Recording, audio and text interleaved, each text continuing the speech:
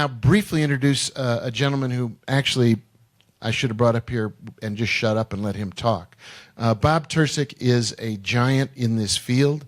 He is a thought leader. He's an entrepreneur. He's a visionary. He is an advisor to some of the most important technology companies, digital companies, media companies in the world. As an author, he has imagined the future before we got there. And as a speaker today, he's exactly the right guy to kick off this conference with the keynote speech. So please welcome from LA, Bob Tercek. Good to see you. You want that one? Thank you. You're on.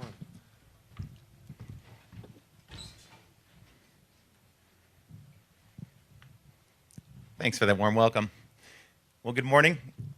Alan said it's a good idea to ask better questions, and I've got some questions, particularly about the metaverse. We've heard so much about the metaverse. Big companies like Facebook, now Meta, of course, and Microsoft and NVIDIA. But it's not just the big companies that are building metaverses. I talked to an investor yesterday who said he's tracking more than 1,000 companies that have metaverse projects in the works right now. So it's a big space. And my question is, what's our role in this? What do we get out of this? Because there are not enough 3D developers on the planet Earth right now to build all these metaverses. We're going to have to build them. We're going to have to be involved in a meaningful way in the creation of these virtual worlds. And I want to know, what's our role in that? Are we just users? Or are we going to be citizens? Do we get to have a share in what we build? So my question for you today, are we citizens or subjects of the metaverse? And to answer that, I want to explore this concept that I've been studying for about 20 years of dematerialization. And dematerialization is the process of gradually replacing physical stuff with information. They talk about dematerialization into pure knowledge or dematerialization into information. And some of this we're all very, very familiar with. For instance, the process of miniaturization, where things become smaller, cheaper, faster, better, almost every year. You've noticed that in almost every aspect of life, but certainly in computing. And this is a good illustration of it. Over the course of 60 years, we've had a 200 billion-fold increase, both in terms of shrinking, but also reducing the cost of hard drives. And we've had a similar experience with microprocessors and so forth. And so in some respects, that miniaturization process has triggered this gigantic transition into dematerialization. But dematerialization is much, much bigger than miniaturization. Dematerialization, in my opinion, is the most significant trend. It's going to affect every aspect of the economy, and it's already started to transform large sectors of the economy. But that word, dematerialization, it's kind of a cumbersome term. The term I use for it is vaporized. Vaporized because literally things are gone in a puff of smoke, like they're here today and they're gone tomorrow. And that's the term I used in my book that I wrote a few years ago on the subject. And I like that phrase because it's very vivid. It gives us a good idea of what's happening, where things disappear from our lives. We don't tend to notice it because they're gone, and it is an invisible process. But the way to think about it, I think, is to think of information as atmosphere, information around us. Literally, it's like a vapor around us. And the smartphone has been the big accelerator of this because, of course, with your smartphone, if you need something, if you need new information, it's just the touch of an icon away. And literally, by touching a colorful icon on your screen, you suddenly add new feature functionality to your phone. And that's a magical process. We don't tend to think about that too much. But every time you use your smartphone, you're vaporizing something. We vaporize books, we vaporize music, we vaporize maps. If you consider the stuff that's happened in the last 10 years, these industries have been rocked by this process of vaporization. And we're right now in the process of vaporizing television. My friends in the TV business hate it when I say this. But it's true. I mean, nowadays, more people are watching streaming media services. And so what's happening gradually is what used to be sold as a physical product, a disc, or a DVD or a cartridge for a game console, that's being replaced now by information you download or more typically stream over the air. And so that's dematerialization into software. But this process isn't limited to maps or media or music. It extends to just about everything you can imagine, including consumer electronics. Your smartphone keeps getting smarter. Every year, more and more feature functionality is absorbed into the next generation smartphone. And in the process, we're replacing a lot of stuff we used to carry around with us. If you think back to like 2006, before the modern smartphones came around, If you walk down the aisle of an airplane, if you're going to use the restroom in an airplane, you'd walk past people who had DVD players and handheld game consoles and so forth. None of that stuff exists anymore because nowadays everybody's got a tablet or a smartphone that has those features. For the companies that make that stuff, the consumer electronics companies, this has been a devastating transformation. They've experienced double-digit decreases in sales just in the first 10 years of the smartphone, while smartphone sales increased 500-fold. That green line on the right of the chart is the size of the scale of growth of the smartphone sales, while the makers of things like MP3s and GPS units, while their businesses collapsed overnight. And that process took about 10 years. And it's continuing to ripple through the economy as more and more stuff gets vaporized. The term that economists use to describe this is demand destruction. And demand destruction used to be considered to be quite rare. Everybody's familiar with the laws of supply and demand that govern how the economy works. Demand destruction is quite rare when suddenly the entire economy ceases to have demand for a product. The example they typically use to describe that is when you switch to an electric vehicle, you have destroyed your demand for gasoline. You no longer need to stop at a gas station. You're not going to buy that commodity anymore. Well, the smartphone is creating demand destruction on an epic scale. We're destroying demand for products at a rate that is unprecedented in human history. Now that you've been acquainted with this topic of vaporization, when you walk out of here, I guarantee you're going to start to see it and notice it in places you never really thought about before.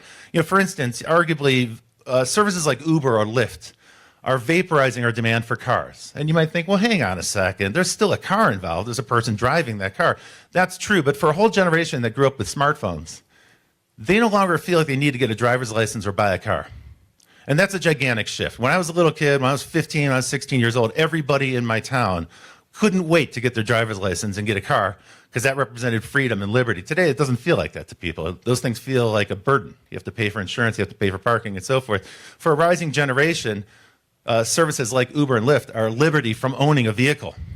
And for auto industries, this is a gigantic issue for the automakers because over their lifetime, that generation will buy fewer cars, and that is an existential problem for the automakers. Now, a completely different example are things like dating apps. Today, not just in the US, but in a number of countries around the world, for any gender and any orientation, the number one way people are meeting in relationships is with a dating app. So we've dematerialized the dating process. And during the pandemic, we had an experience, a kind of like sudden forced experiment with vaporized education. For years, I and a number of other people have been saying that it's time for us to rethink education, the way we teach people by putting them in these buildings that are covered with ivy and all these big books and so forth. Shouldn't we rethink education using modern technology? And all of a sudden, the pandemic came, and suddenly every university on the planet had to figure out how to do this in a kind of a fast way overnight. We didn't handle that well, but now that we've all gone through that process, maybe we can take the time to revisit it and think about better ways to present education using the process of dematerialization. We also experienced something new that I think is quite cool during the pandemic. You may have experienced this yourself, depending on your healthcare provider, which is telehealth, the ability to talk to your doctor using your smartphone. And I personally like this because I hate going to the clinic because that's where all the sick people are. I don't want to go there and sit in a waiting room for my doctor. I'd much rather do that in the convenience of my house and at my own time. Now, coming out of the pandemic, you'll probably notice when you go to a hotel, hotels have changed. And we've dematerialized some parts of the hotel as well, the hotel experience.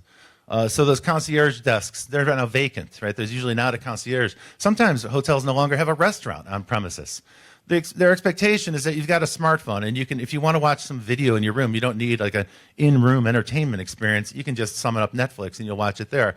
And so now the expectation is that the traveler comes to the hotel with their own concierge service, their own entertainment service, their own taxi service, and so forth, all represented as apps on the phone. So my view is that everything that can be vaporized will be. This process is going to continue. It's going to continue to grow. It's going to continue to touch other industries. It's a booming business. It's invisible to us, so we don't notice it. And we rarely even think about it when we stop going to stores that went out of business. The last 5 years has been devastating for retail. More national chains have closed than have opened over the process of that time, but we tend to forget about that. There's sort of an instant amnesia that happens when you adopt a vaporized service on your phone. You stop to think about the other ways we used to get these services in the past. Well, for the companies that are doing the vaporization, it's a boom time. They've been doing phenomenally well. Let me illustrate that with a few charts. This chart shows from about the middle of 2016, so about 10 years after the introduction of the first iPhone, the first modern smartphone. This shows the most valuable companies in the world stack ranked by stock market capitalization. And as you can see, Apple's at the top of that chart. And what's interesting about that is just 15 years before, Apple was a struggling also-ran in the PC business. In 2001, Apple's market valuation was about $5 billion. So they had a 500-fold increase in the value of the company in 15 years, and that's largely due to the iPhone. And of course, all the other tech companies arose on this chart. Just about a decade before this chart would have been dominated by oil companies and energy companies. Those are the avatars of the 20th century, the industrialized society. But these companies represent technology and this process of replacing physical stuff with information. So that was 2016. Just 18 months later, this is what the chart looked like. These companies, on average, added 50% to their market capitalization in just about 18 months. Apple added $250 billion to its market cap, about a 50% growth. But it didn't stop there. That was June of 2018. By August of 2018, Apple crossed the $1 trillion threshold, followed shortly thereafter by Amazon. They didn't stay there, but they touched it. They crossed the $1 trillion threshold. And then about a year later, they did cross it permanently. Just before the pandemic, this is what the chart looked like. Apple was at almost $1.5 trillion of value, and then all the other big tech companies were in the $1 trillion range. So suddenly we were conditioned to the idea of a $1 trillion business. Folks, never in history were we conditioned to that before. This is a big threshold that we crossed. Now, what happened during the pandemic? Most companies on the stock market lost value, right? It was a tough time for most businesses, but not for the vaporizing companies. They boomed. This is where these companies stand today. In January of this year, Apple crossed the $3 trillion valuation threshold, $3 trillion. They didn't stay there, but folks, there's a lot of uncertainty in the stock market right now. There's a war, there's a pandemic, there's all these different factors. And so, of course, the numbers are a little bit soft, but I think everybody agrees these companies are going to continue to grow. Now, you'll notice in red, I've circled Facebook, because they are the one company on this list that didn't double and double and double and keep growing like the other companies did. And that's largely due to a series of disastrous management decisions that led to all sorts of secondary consequences that started to come back to haunt Facebook starting around 2018. We'll get into what Facebook's strategy is in a minute, but I want to continue with these leading companies for just a second, because pundits are already speculating now that Apple's going to cross the $5 trillion threshold in a few years' time. This is uncharted territory. We've never had companies this big. Apple's market value is greater than the GDP of most countries on the planet Earth. These are companies that are bigger than countries. So how will these companies continue to grow? It's a good question, right? They've grown like mad in the last 10 years. Can they continue? How will they continue? In my mind, there's three ways this can happen. I'm going to take a second to talk about each one, and then I'll dwell on this last one, because that's really the payload for this talk. So there are three different ideas. One is to just continue vaporizing more industries. The second one is to go for hyper-centralization and try to control everything inside of one set of apps. And the third idea is, let's go do something completely different. Let's digitize and dematerialize the entire world. So let's take them one to one. First, which industries are next? Which industries are in the gun sights right now, these tech giants? Which industries are likely to get vaporized next? We already know the answer to that question. This is already well underway. Groceries and retail has been under assault for about 7 years, and that process won't stop. Now, my figures here are from Kathy Wood at ARC Research, and she says that there's $2 trillion at stake in the retail business. The healthcare industry, it's bloated, it's inefficient, it's overpriced, and it's a lousy consumer experience. In other words, it's ripe for disruption. And every major tech company has a gigantic healthcare initiative underway, and that's a very big sector, an $8 trillion sector. Banking and payments, we're already well down the path. Every major tech company has a payment mechanism in place, and that's going to gradually become the center of their activity. Watch how Apple and Google and Microsoft and all these other companies start to bolt more and more around their payment mechanisms, their payment systems. They're going to start to make that the centerpiece of their business. And so we're starting to see the $3 trillion payment and banking industry get unbundled and dematerialized. Transportation is also under assault and a reinvention. We hear about all the robot car initiatives that are happening, and apparently there is some long-rumored auto project happening at Apple, and so we'll probably see some transformations happening in that sector as well. It's another industry that's ripe for disruption. But the big one, the big kahuna, is the $40 trillion supply chain. And just last week, Google announced one of their moonshots is to digitize the entire supply chain. I've been working in supply chain for about 5 years. And it's remarkable to me how manual this process is. You know, when a ship arrives in a port, there's still some guy with a hard hat and a clipboard with a piece of paper who goes and checks items off on a list. this is an industry that's ripe for dematerialization. So that's coming as well. So that's the first idea, is just to continue this process of vaporizing more industries. The second idea, though, is a little bit different. It might be unfamiliar to Americans. It's called a super app. And this is a way to kind of hyper-centralize all those apps into a single application. We don't really have that in the United States. But outside the United States, this is a growing trend. And so there's a possibility that that will come here, too. So for instance, if you look at this chart, at the top, you'll see things you're familiar with. The standalone app. Okay, we all know that. That's what we have on our phone. Typically, people have about 60 apps on their phone. They use about 7 of them on a regular basis.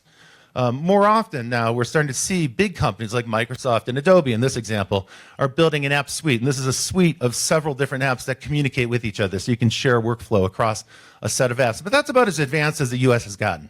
The US and Europe don't have super apps, but these began in Asia, in particular in China, and it has a lot to do with the way data is priced and the memory on the phone. There's a bunch of technical factors why it was easier in those countries to offer one app that did it all. And the way to think about a super app, it's like an app store inside of an app. And so you typically begin with a payment mechanism and a chat thing. So WeChat is one of the biggest apps in the world as a result of this. But gradually, that combination of a communication platform and a payment mechanism becomes a platform unto itself, and third parties start to build more apps on top of it. So it's an app that contains a multitude of other apps, an app store inside of an app. This is hyper-centralization. We don't have it here, but now it's prevalent in China, in Southeast Asia, in India. It's moving into Africa, and now there's also talk about apps like this launching in Latin America. So you're starting to see a global trend towards a super app. But there's a third idea about how to grow these companies, how to continue their path to dominance. And this is the idea that Facebook has settled on. The idea is to go build a whole new world. Let's digitize the whole place. Come on, let's go. Tear the roof off of the sucker. Let's digitize everything.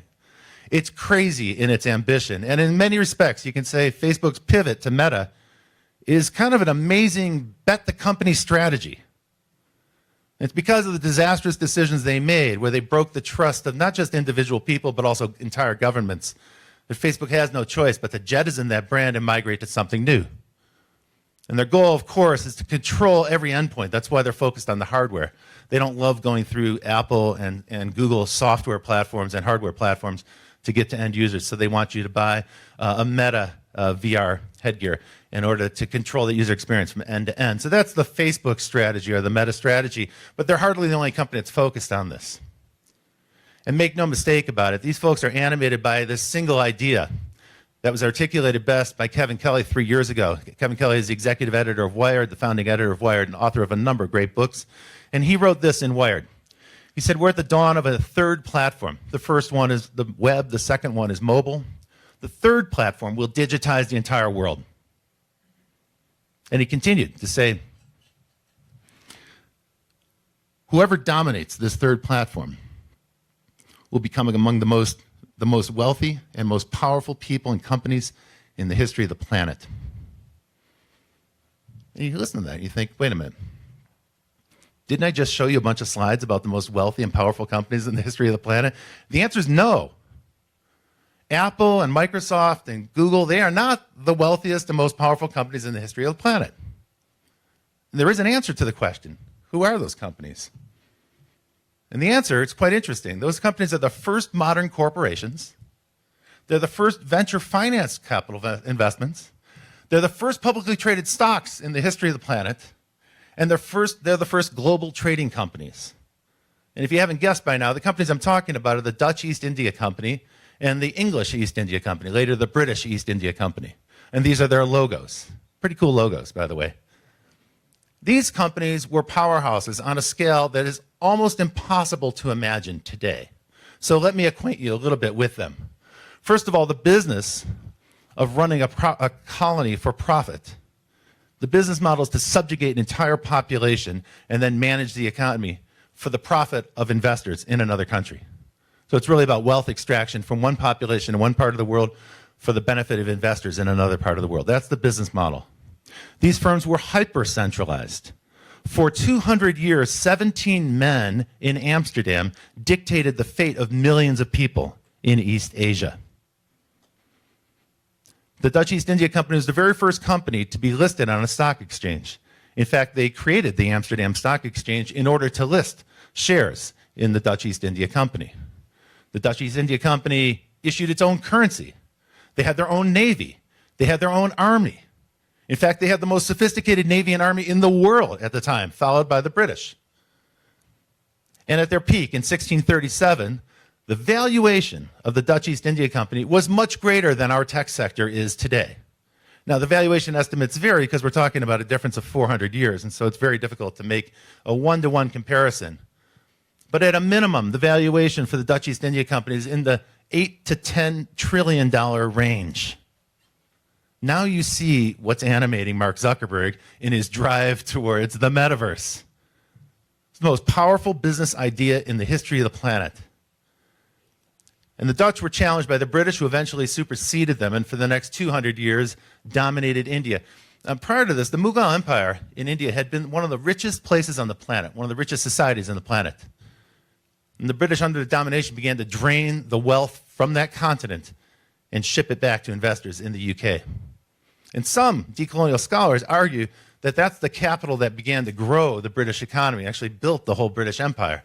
They actually extracted the wealth from one part of the world for the benefit of shareholders in another part of the world, and then that wealth was reinvested in a capitalist system that grew to dominate the world economy. Of course, these two companies weren't the only companies. There were dozens and dozens of these companies. The French, the Dutch, the Swedish, the Danish. Every country started to launch its own trading companies in the similar vein. They weren't all successful. And so you can say by the 19th century, almost the entire geography of the planet had been subjugated and turned into a colony for profit. So this map shows you the countries on the planet that were previously colonies in green. And the countries that were never colonized, that's just those 4 orange dots, including Japan and Korea. It's a very small number of countries that weren't actually subjugated and dominated in this way. And even that purple blob, which represents Europe, that's a little misleading as well, because the most of that landmass is the empire of the Russians, right? The Russian Empire, which extended so far east. So they did kind of a land-based extension, while the Dutch and the British were doing a kind of sea-based extension.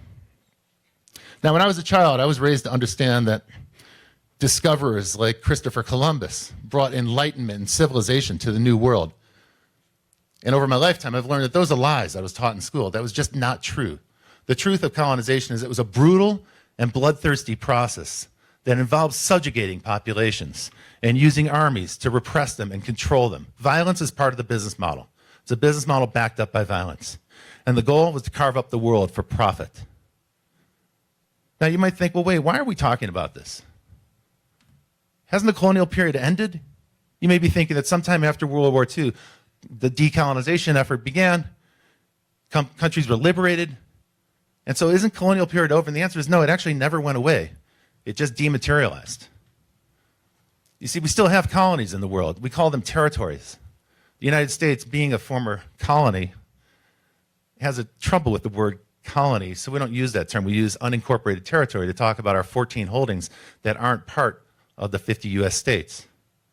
And most of those territories are far-flung, small islands in the Pacific or in the Caribbean. And we control those for strategic intent. And so what we've done is we've dematerialized. We've dematerialized the colonial system. We still maintain control. We just don't have to expend the amount of energy and the expense to subjugate populations directly. Instead, we have economic measures, and we have defense cooperatives where countries co-opt in. The United States has more than 900 military bases, and they're there by the invitation of countries. We sign leases with those countries that want to be part of a military alliance. So we've dematerialized the colonial system. We don't necessarily need huge standing armies to occupy gigantic countries with huge populations. We can control them through financial means, through the financial order that's been established since World War II. But we're dominated today with artifacts of the colonial era. And these ripple through our entire society. And we still deal with this stuff. We don't really think about it consciously. We still deal with it every single day. The idea that most countries on the planet have arbitrary national borders that were drawn up by somebody in an office in London who had never visited that place. And that leads to continuing ethnic conflict in those countries today. The business model of colonialization involves the exploitation of humans for profit. And at the same time, the degradation of their culture, the elimination of indigenous cultures. And that process continues to this day. Even here in the United States, we're still struggling with the concepts of racism and sexism and other prejudice, other kinds of hierarchies that are encoded in our education system. They're encoded in our legal system. And we're struggling to define that, and we're struggling to liberate ourselves from that. Perhaps most relevant to this talk, though, is that the United States has promulgated and preserved the colonial economy, this idea of a global trade system that was built by these global trading companies that I just described a minute ago. That's still baked into the business model of the world. All the conflicts in the world come from countries that don't want to cooperate in that space. So globalization is a direct artifact from the colonial period. The idea of an extraction economy comes straight from that colonial era. Predatory financing is a mechanism that we use to preserve that order today. And there's more. What remains after decolonization is what they call coloniality. Coloniality is a mental artifact that we carry around with us. Most of the conditions I just described, we don't really think about consciously. We don't even notice them. And I'll give you an example of what I mean by that. Today, if you're going to start a new business, what's the first thing that you go do? You incorporate. You create a C Corp, right, so that you can issue shares to shareholders, to investors. We have one idea. For 500 years, we have one idea about how to organize a new enterprise. And that's an idea that comes to us directly from the Dutch East India Company and the British East India Company. It's the same mechanism. This lack of imagination is an artifact of the colonial era. And we carry that around inside of our heads. So in a way, you could say coloniality is an extension of the colonial system into our imagination. What's being colonized is our minds. In 1943, Winston Churchill gave a prescient talk at Harvard during the war, where he talked about the future of the colonial era. And he talked about the future colonies being colonies of the mind. And he was right on the money. He accurately predicted this. The reason I'm bringing these things to your attention is that I'm concerned that we are sleepwalking into a new era of colonization. We're trying to build models of the world. We're trying to build 3D versions, virtual versions of the world. What are we modeling those new worlds on? Most likely, we're going to model them on the mechanisms that we have around us today. In other words, we're going to sleepwalk into continuation of this colonial era. And my question is, how much baggage from the colonial era are we going to continue to carry with us into these new worlds? Remember, the devices that we're using to access these worlds, they are addictive by design. When people talk about, oh, wow, I'm so addicted to my iPhone, I'm so addicted to Facebook, I'm so addicted to social media, that's not an accident. There are brilliant UI designers and brilliant hardware designers who spend every waking moment thinking of more ways to hook you into these systems. In a way, you can say it's a kind of opium war fought without the drugs and without the weapons. It's a way to control people, enslave them, and get them addicted to these systems. We don't need a standing army anymore to enforce it. FOMO is sufficient to keep people enslaved in these worlds. They are addictive by design. Which brings me to Meta. I spoke earlier about the combination of hardware and software. That's the vision behind Meta's version of the Metaverse, currently launched in beta as Horizon. The vision there is to build a world that we spend all of our time in. And I'm not making this up. This is exactly what Mark Zuckerberg described when he talked about it. And he's making a heroic investment. In February, Facebook revealed that they had lost $10 billion. $10 billion was invested in building out their virtual worlds in the Reality Labs project. Investors panicked, of course, right? Because they're like, holy cow, where's the return on the investment? And that's a gigantic question. So we wonder, how does Meta plan to make money with this? Let's take a look at their business model. Well, they haven't revealed anything to us. But one thing one thing you can tell is that they're leading with monetization. They're not leading with community. They're leading with monetization. And they dropped a big clue in their patent filings, which were analyzed by the Financial Times back in February of this year. Financial Times went through hundreds of filings that Meta had done for patents related to virtual worlds, virtual environments, and the headsets, the head-mounted displays. And what they discovered is actually quite weird. Meta's filing patents for things like tracking your eyes and tracking your skin. They have a thing called skin replicator. And tracking your hair and your hair follicles, and body position, and body geometry. And you wonder, why do they need this information? Well, in the Financial Times article, they quoted a researcher in Australia who said Meta aims to simulate you down to every skin pore, every strand of hair, and every micro movement. They want to track your involuntary reactions. That's what they're trying to track. The objective is to create 3D replicas of people that are so hyper-realistic that they're indistinguishable from the real person. In other words, they're undertaking a human cloning program at scale. I know that sounds a little dramatic and chilling, but as we already know, Facebook's business model has been to build models of us, right? They model our behavior. They track our behavior in minute detail. They already do this. This is not a secret. This is well understood. And then they sell advertising against those models. But now the vision's going a little bit further. What they want to do now is patent this concept of building such an accurate version of you, a model of you, like a virtual version of you, a digital twin, if you will, of you, that they can start to test targeted advertising against it so that they can predict with absolute certainty what ads will bypass your filters, what ads will elicit an involuntary reaction, so they can optimize the ad campaigns using a virtual labor force that's not paid in order to extract money from you in the metaverse. So that seems to be the business model. Now, bear in mind, patents are no indication that a company's actually going to go execute them, right? It's just an idea that they're patenting, but you can sort of see what Facebook is thinking about how they're going to monetize, how they're going to make back those billions of dollars of investment in the metaverse. Now let's turn to another candidate, another leading company in the metaverse, Roblox. Everybody likes Roblox. It's the most popular game in the world, and it's really popular among young people. And that is by design, because for years, Roblox has been telling us it's a place where you come make games for kids. That's what the head of marketing said, right? The whole idea is it's a place where they give tools for kids to make games for other kids. And they also promise that you can monetize against that. So go build a game and then sell the game and make money with the game, and you can actually get paid in real money with that. Sounds great, except when there's an investigation into this. There's a video on YouTube that you can find from a group called People Make Games, and it's called Investigation Roblox and Child Labor, because they're really concerned that this is unpaid child labor. And this video triggered a whole suite of investigations from various newspapers around the world. So as it turns out, it's very easy to get into Roblox, and it's very easy to start building games. It's very easy to devote hours and hours and hours, hundreds of hours into building a game. What's not easy is to get paid, to get your money back out. They make that extraordinarily difficult. I don't have time in this talk to go into great depth on that, but I encourage you to investigate this yourself. It is extraordinary, the way that Roblox is monetizing young people. So basically, the argument, the claim these journalists and these investigators make is that Roblox has unpaid child labor building their games in their world. I'll leave it to you to consider. My point is that the idea of extracting unpaid labor, whether it's virtual labor or real people, young people doing that labor, that is an artifact of the colonial era. The business model is the same. The business model is that entire populations are subjugated, they're subjects, and they're managed for profit. So we talk about including the colonial legacy into the virtual worlds that are being built. Here are the things I'm concerned about. There's no concept of digital citizenship. There's no concept of sovereignty. There's no right of appeal in this space. If you don't like it, you can quit. That's the equivalent of death. You're going to leave everything behind that you created in that world.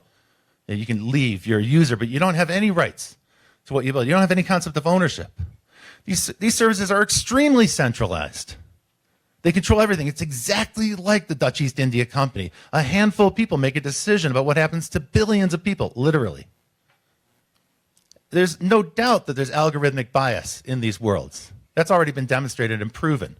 And that itself is a kind of replication of this power, this system of hierarchies that defined how civilizations were managed under the colonial era.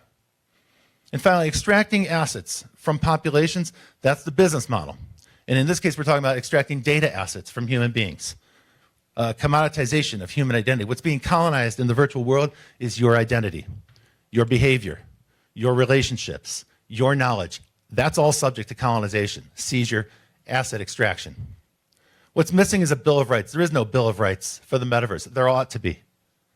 Instead, what we get in these virtual worlds is an end-user license agreement or a terms of service agreement.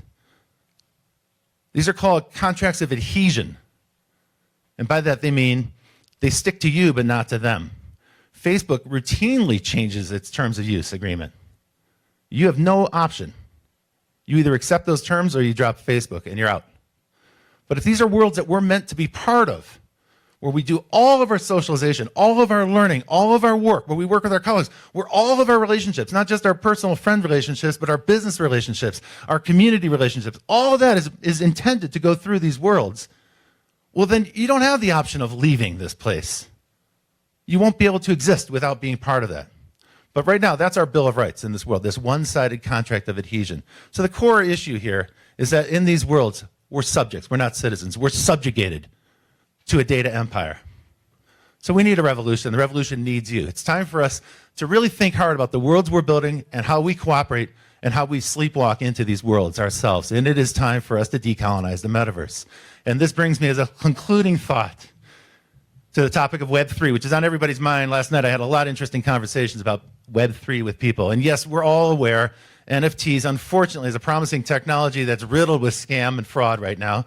It's still a promising technology, but there's a lot of unscrupulous players there. And we all know that the blockchain, as it's currently being used, is heroically inefficient. It's spectacularly inefficient. It's not green by any stretch of the imagination. But we also know that there are many, many companies that are trying to solve that problem. And so right now, it's easy to dismiss Web3 as overhyped. And in some respects, it probably is overhyped. But what I want to do is get to the ideas behind Web3 and the promise of Web3. So the notion there is that the blockchain that makes Bitcoin possible also can be used as a platform for decentralized applications. And that opens up a whole spectrum of possibility. Don't lose sight of that. When you read the headlines and you hear the stories about the fraud and the deceit and the deception and the inefficiency and all the other problems that plague Web3 today, don't lose sight of this chart.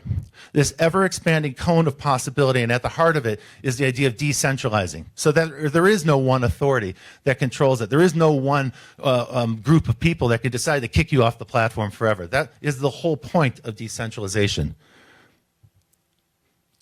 In its best form, the decentralized web is open source. There is no hierarchy. There's no source of control. It's owned by the community. It's not owned by any one group. It's not necessarily owned by the shareholders. It can be owned by the people who are involved, the stakeholders. It's accessible to anybody on their terms. It's geographically unbound. It doesn't favor one geography over another. And it allows permissionless innovation. These are the promises of Web3. Don't lose sight of that when you read all the negative news stories. In a way, you can say that the DAO, the decentralized autonomous organizations that are starting now and are going to be coming in the thousands this year, those DAOs represent a kind of 21st century manifestation of an idea that Mikhail Bakunin had in the 1870s of collectivist anarchy. Back in those days, there was no mechanism for governing collectivist anarchy. And that word anarchy now is degraded into something that means, I don't know, the equivalent today of like chaos or disorder. But that's not what they had in mind. What Bakunin had in mind was that there just was no controlling body in charge. There was no central authority. That society be managed by the people themselves, at the level of the people themselves as equals. There was no hierarchy. That vision is now possible thanks to these Web3 technologies. And bear in mind, these are all dematerialized technologies. So dematerialization doesn't necessarily lead to centralization, but we have to be conscious of the choices that we're making. That's why the revolution needs you. The future is a choice. The future is a choice. We can choose to sleepwalk into a kind of digital colonization where our personalities and our relationships and every aspect of our personality is colonized. We could walk into that if we want to, or we can keep our eyes open and stay alert.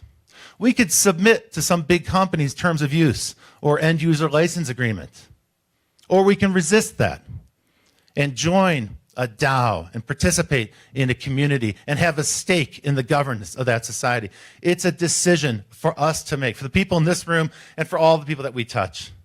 So with that thought in mind, welcome to Creative Experience. It's been my pleasure chatting with you this morning. I'm Rob Tercek, the author of Vaporized. Thank you very much.